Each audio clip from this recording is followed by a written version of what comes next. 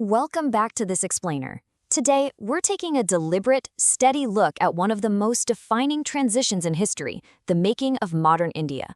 We're going to unpack this massive, literal shift from the fiery rebellion of 1857 all the way to the organized political movement that emerged by 1885.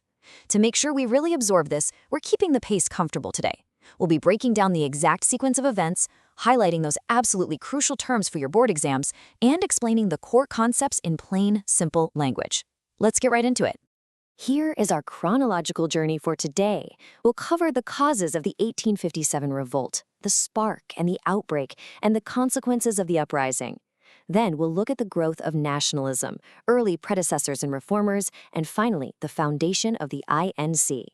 All right, Section 1, Causes of the 1857 Revolt. Now, major historical events never just happen overnight. They build up over decades. And a primary cause of this revolt was a really crucial concept you need to know for your board exams: the doctrine of lapse. In simple terms, this was basically a massive legal loophole engineered by Lord Dalhousie. It meant that if an Indian ruler died without a biological son, they were completely barred from passing their kingdom to an adopted heir. The British would just swoop in and annex the territory by force. This swallowed up states like Satara, Nagpur, and famously, Jhansi. As you can imagine, this created massive political insecurity and deep, deep resentment among the native rulers. But alongside that political frustration, there was complete economic devastation. And this brings us to another highly tested keyword: the drain of wealth. Think of this as a one-way street of riches just leaving the country. Raw materials were continually transferred to Britain, while British machine-made goods flooded right back into India, totally duty-free. This just completely crushed local weavers and artisans. It ruined traditional handicrafts and pushed everyday peasants into these severe, inescapable debt traps. So you have all this economic and political anger, and it inevitably spills into the military. Take a look at this stark number, 5-1. That was the ratio of Indian sepoys to British soldiers in the army at the time. The native troops massively outnumbered the Europeans. This sheer numerical advantage gave the sepoys an immense sense of confidence. They realized that if they just launched a synchronized, united uprising, they could actually succeed in overthrowing the colonial administration. But the actual breaking point for the soldiers was tied directly to their core beliefs. And this is a brilliant example of how military and social issues were intertwined back then. The General Service Enlistment Act of 1856 mandated that all new recruits had to be ready to serve overseas. Now, in the context of the time, crossing the ocean, which they called crossing the Kalapani, was a deep socio-religious taboo for high-caste Hindu soldiers. It was quite literally seen as a direct attack on their religious purity and their caste status. Moving on to Section 2, the spark and the outbreak. So the powder keg is completely full, right? And the new Enfield rifle is what lit the fuse. To load this rifle, soldiers physically had to bite off the ends of paper cartridges. But word spread that these cartridges were greased with cow and pig fat. This was a catastrophic misstep by the British because it profoundly offended both Hindu and Muslim religious beliefs, completely impartially. Biting cow fat was absolute sacrilege for Hindus, and pig fat was strictly forbidden for Muslims. The religious outrage wasn't just anger, it was immediate, overwhelming mutiny. And that outrage escalated with stunning speed. On March 29th, a sepoy named Mangal Pandey revolted at Barrackpore. By May 10th, sepoys in Meerut literally broke open their prisons in open mutiny and marched straight to Delhi. Just one day later, on May 11th, the rebels captured Delhi and proclaimed the aging Mughal ruler, Bahadur Shah Zafar, as the Emperor of Hindustan. I mean, in mere weeks, a localized mutiny transformed into a massive, multi-city uprising. Let's look at Section 3, Consequences of the Uprising. Ultimately, British forces did suppress the revolt with brutal force. But the shockwaves? They permanently changed how the subcontinent was governed. Think about this. Before 1858, India was effectively run by a giant corporation, the East India Company. After 1858, through the Government of India Act, that corporate rule was completely abolished.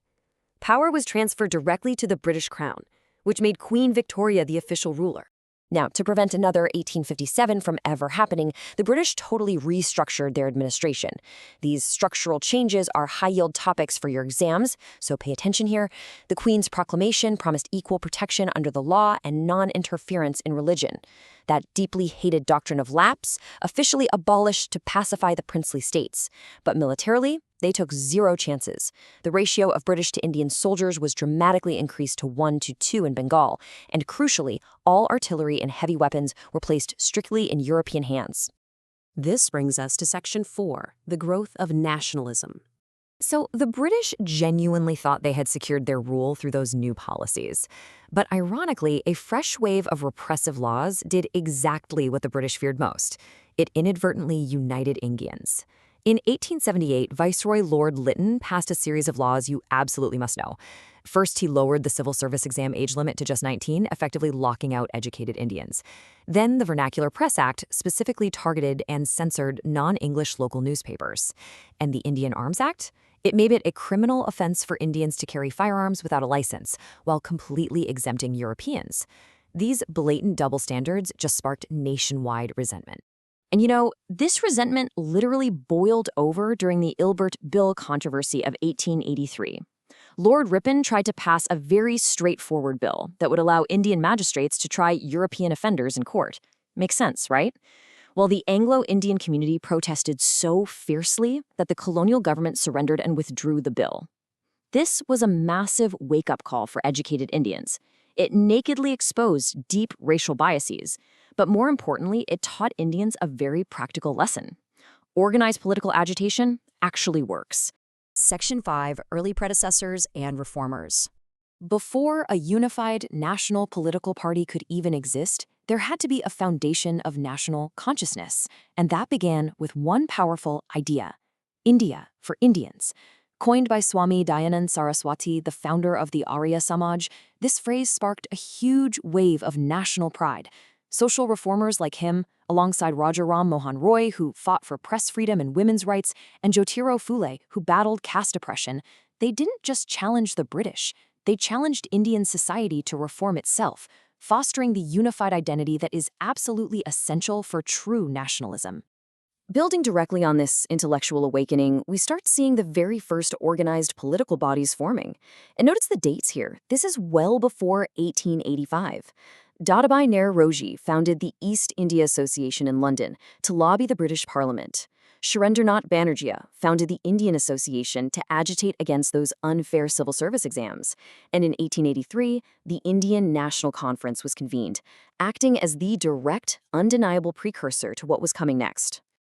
Which leads us to our final section, Foundation of the INC. Decades of economic drain, racial bias, and growing political awareness finally culminated into a single national body. And it all started with this number, 72. Just 72 delegates from across the entire country gathered in Bombay in December 1885 for the very first session of the Indian National Congress. Presided over by W.C. Banerjee, it was a modest beginning for an organization that would, eventually change world history. Now, surprisingly, the INC was actually founded with the help of a retired British civil servant, A.O. Hume. He believed that providing a constitutional safety valve would prevent another violent uprising like 1857. The early Congress had very clear, structured objectives. First, to promote friendly relations and unity among political workers from different regions. Second, to carefully formulate and present formal public demands to the government. And third, to systematically educate and organize public opinion across the nation. To achieve these objectives, the early leaders, known as the moderates, used a strategy defined by a core concept you'll definitely need for your exams: the 3 Ps: petitions, prayers, and protests. The absolutely crucial point to understand here is that these early nationalists still maintained a strong faith in British justice. They were not asking for complete independence yet. They just wanted administrative reforms, reduced taxes, and Indian representation in government, believing that peaceful constitutional agitation was the only right way to get there. We've seen an incredible journey today on this explainer, from the bloody, desperate uprising of 1857 to a room of just 72 delegates politely drafting petitions in 1885. But I want to leave you with this thought-provoking question. If the foundation of Indian nationalism was built on polite petitions and prayers, What massive historical shifts would it take for this very same movement to eventually demand absolute, uncompromising independence? Think about that, and keep it in mind for our next exploration. Thanks for learning with us today on The Explainer.